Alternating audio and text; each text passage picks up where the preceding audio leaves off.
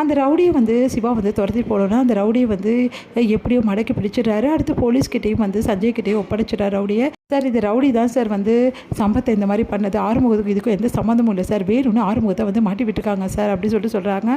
அதை கேட்டுட்டு வந்து நீ தான் அப்படி பண்ணியா அப்படின்னு சொல்லி சொன்னோன்னா இல்லை சார் இல்லை சார்னோன்னே இப்போ சொல்ல போறியா இப்போ இல்லையா அப்படின்னு சொல்லி சொன்னோன்னா ஆமாம் சார் நான் தான் சார் இப்படி பண்ணேன் அப்படின்னு சொல்லிட்டு அவர் ஒத்துக்கிறாரு. அடுத்து வந்து ஐயோ இந்த ஆறுமுகத்தை வந்து எப்படியாவது அரெஸ்ட் பண்ணி உள்ளே போகலான்னு நினச்சா வேலைக்கே ஆகலையே, இப்போ இந்த மாதிரி ஆகிடுச்சு, வேறு எதாவது பண்ண முடியுமான்னு பார்ப்போம் அப்படின்னு சொல்லிட்டு சஞ்சய் யோசிக்கிறாரு.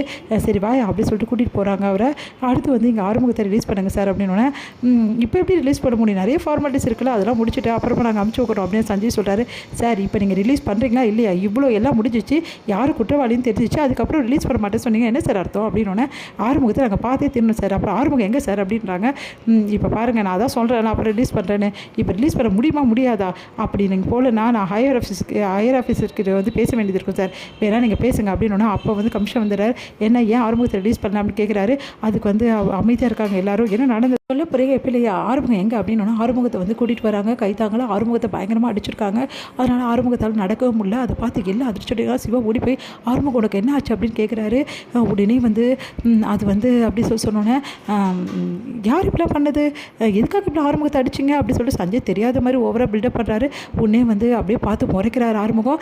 உங்களுக்கு அப்போ தெரியாதா, உங்கள் ஸ்டேஷனில் என்ன நடக்குதுன்னு உனக்கு தெரியாது அப்படின்னு சொல்லிட்டு ஹையர் ஆஃபீஸர் கேட்குறாரு. அதுக்கு வந்து சஞ்சய் வந்து அமைதியாக இருக்காரு. ஏன் இப்படிலாம் பண்ணுறீங்க, அவர் மேலே கோவம் இருந்தால் என்ன வேணாலும் செய்வீங்களா, உன்னோட வந்து பர்சனல் வெஜன்ஸ்க்காக இப்படி பண்ணியிருக்கல, உன்னெல்லாம் என்ன செய்கிறது, நான் ஆல்ரெடி சொன்னேன்ல ஆறுமுக விஷயம் தலையிடாதுன்னு சொல்லிட்டு ஏன் எப்படிலாம் பண்ணேன் அப்படின்னு சொல்லிட்டு கேட்குறாரு. அதுக்கு சஞ்சய் விசாரிங்க, எனக்கு இதுக்கு எந்த சம்மந்தம் இல்லை சார், இங்கே வந்து விசாரிச்சிருப்பாங்க போல் இருக்கு, அதனால் ஆறுமுகத்தை இப்படி பண்ணியிருக்காங்க சார், குற்றவாளியாக விசாரிக்கும் போது அப்படி பண்ண தான் சார் செய்வாங்க அப்படின்னோடனே உடனே வந்து இப்படி ஒன்று சொல்லிடுங்கய்யா அப்படின்னு சொன்னாங்க. சாரிங்க இந்த மாதிரி ஆயிடுச்சு சாரி சார் அப்படின்னோடனே சிவா செம்ம டென்ஷன் ஆயிடுறாரு. ஆறுமுகத்து மேலே கையை வச்சு அவரை இந்த மாதிரி வேலை பண்ணி வச்சுருக்கீங்க, அதனால தான் ஆறுமுகத்தை விட மாட்டேன்னு சொன்னியா அப்படின்னு சொல்லிட்டு கேட்குறாரு. அதுக்கு வந்து அமைதியாக இருக்கார் சஞ்சய்.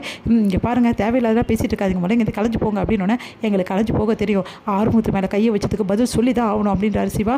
அது கேட்டு ஆறுமுகம் வந்து அமைதியாயிரு சிவா நான் பேசிக்கிறேன் அப்படின்னு சொல்லிட்டு என்னை அடிச்சல, என்னை எவ்வளோ பண்ணுமோ அவ்வளோ வந்து பழி வாங்கிட்டல சஞ்சய். சஞ்சய் சார் உங்களுக்குலாம் இருக்குது சார், நீங்கள் பண்ண வேலை எல்லாத்துக்குமே வந்து வட்டிக்கு முதல்மா கண்டிப்பாக நான் கொடுப்பேன், திருப்பி கொடுப்பேன் அப்படின்றாரு. அது கேட்டு சஞ்சய் செம்மையாக டென்ஷனாக, நீ எதுக்கு இதெல்லாம் பண்ணிகிட்ருக்க, நீங்கள் எனக்கு நல்லா தெரியும், எப்படியாவது பைரவி கிட்ட நல்ல பேர் எடுக்கணும், பைரவி என்னை பற்றி தப்பாக நினைக்கணும், அதுக்காக தான் இதெல்லாம் பண்ணிகிட்ருக்கேன் அப்படின்னோடனே அதிர்ச்சியா சஞ்சய் இவன் எப்படி இவ்வளோ உண்மையை புரிஞ்சு வச்சுருக்கான் அப்படின்னு. எனக்கு எல்லாம் தெரியும், பைரவி கிட்ட நல்ல பேர் எடுக்க தான் செஞ்ச, நல்ல பேர் எடுக்கிறதுக்கு மட்டும் இல்லைடா, ஒன்று அவகிட்ட பிரிக்காமல் விட மாட்டேன்டா, அதுக்கு தான் இதெல்லாம் பண்ணிகிட்ருக்கேன் அப்படின்னு சொல்லிட்டு மனசுலேயே யோசிக்கிற சஞ்சய். நீ என்ன யோசிக்கிற, என்ன பேசுகிற, என்ன செய்கிறேன்னு எல்லாம் எனக்கு தெரியும், என் மேலே வந்து எப்படியாவது வந்து இந்த பழியை தூக்கி போட்டு உள்ளே அனுப்பணும்னு நினச்சேன், உன்னால் முடியல, அதுக்கு தானே பார்த்துட்ருக்கேன் அப்படின்னு ஒன்று அதிர்ச்சியாக செஞ்சு ஆறுமுகம் இந்த அளவு வந்து தெளிவாக பேசுகிறானே, இந்த அளவு புரிஞ்சு வச்சுருக்கானே, இங்கே பார் தேவையில்லாம் பேசிகிட்டு இருக்காது ஆறுமுகம், முதல்ல இங்கேருந்து கிளம்பு அப்படின்னா எங்களுக்கு கிளம்ப தெரியும், பார் நீ பண்ண வேலை எல்லாத்துக்குமே வந்து உனக்கு இருக்குடா அப்படின்னு சொல்லிட்டு கிளம்புறாரு ஆறுமுகம்.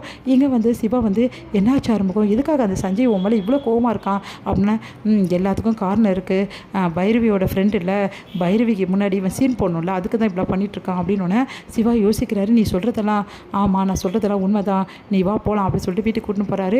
இங்கே வந்து ஆறுமுகம் வந்தோன்னா அவங்க அம்மா ஆரத்தி எடுக்க வராங்க. பார்த்து ஆறுமுகத்தை பார்த்து அப்படியே பயங்கரமாக கதட்டி துடிக்கிறாங்க. அவங்க தங்கச்சியும் ஓடி வந்து அழுகிறாங்க. அண்ணா அவனுக்கு என்ன ஆச்சுண்ணா அப்படின்னு சொல்லிட்டு அழுகிறாங்க. எல்லாரும் பார்த்து ஆறுமுகத்தை நிலைமையை பார்த்து அப்படியே வந்து தாங்கவே முடியல எல்லாராலையும், இப்படி ஆயிடுச்சு கதட்டி துடிக்க. பைரவி பார்க்குறாங்க. பைரவிக்கு ஒரு மனசு கஷ்டமாகுது பார்த்து.